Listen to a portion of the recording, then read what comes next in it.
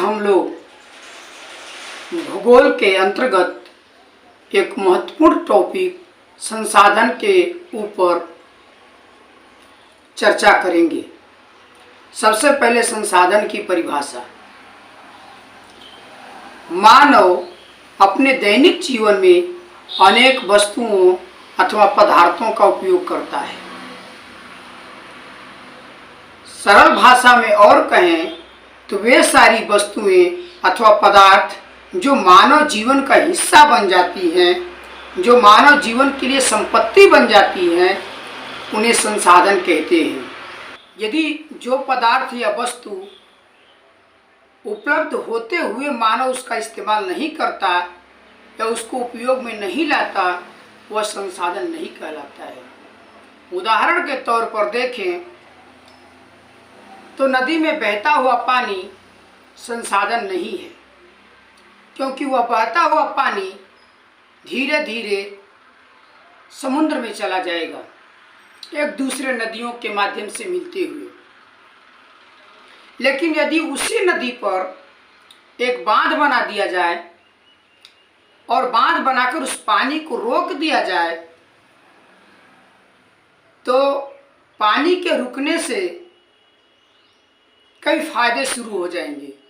जैसे खेत की सिंचाई, नहर निकालकर खेतों की सिंचाई कर सकते हैं। रोकने वाले जगह पर आप आराम से मछली पालन भी कर सकते हैं। इसके अलावा वहाँ पर्यटन का विकास भी हो सकता है। और जो सबसे महत्वपूर्ण बात है, यदि जहाँ पर आपने उसको रोका है वहाँ पर चाहें तो आप विद्युत उत्पादन जो है उसको भी कर सकते हैं। लेकिन यदि व्यर्थ में नदी का पानी समुद्र में चला जाता है या यूं ही बहता रहता है तो वह संसाधन नहीं है।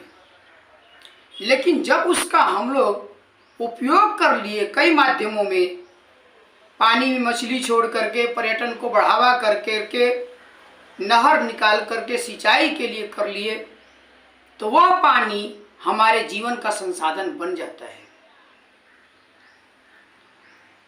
और भी अनेक उदाहरण लेकर के इस प्रश्न को और स्पष्ट कहा जा सकता है।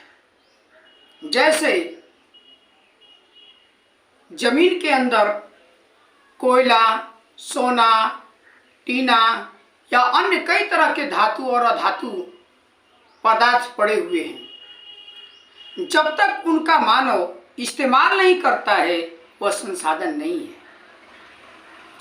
लेकिन जैसे ही मानव उसको निकाल करके, माना कि कोयला को निकाल करके अपने दैनिक जीवन में उपयोग करने लगता है और उपयोग करके अपने आर्थिक सामाजिक जीवन में उत्थान लाता है, विकास लाता है, तो वह कोयला संसाधन बन जाता है।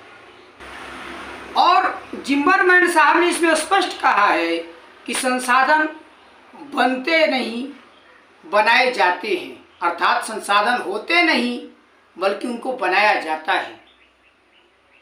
हमारे आसपास तमाम संसाधन हैं, लेकिन हमारी निगाह उन पर नहीं है, जिसके कारण वो संसाधन बेकार हैं। यदि आप सामने एक लकड़ी है, यदि उस लकड़ी को यूं छोड़ दें तो 2, 4, 10 वर्षों के अंदर सड़कर खत्म हो जाएगी।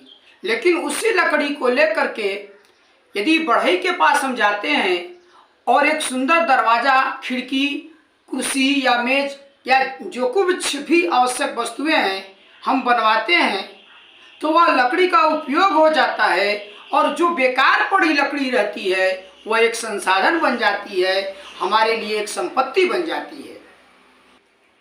संसाधन कई तरह के होते हैं। इस पर हम लोग अगले जो है पार्ट में चर्चा करेंगे कि संसाधन कितने प्रकार के होते हैं और उनका वर्गीकरण कर करके संसाधनों के ऊपर डिटेल अध्ययन करेंगे।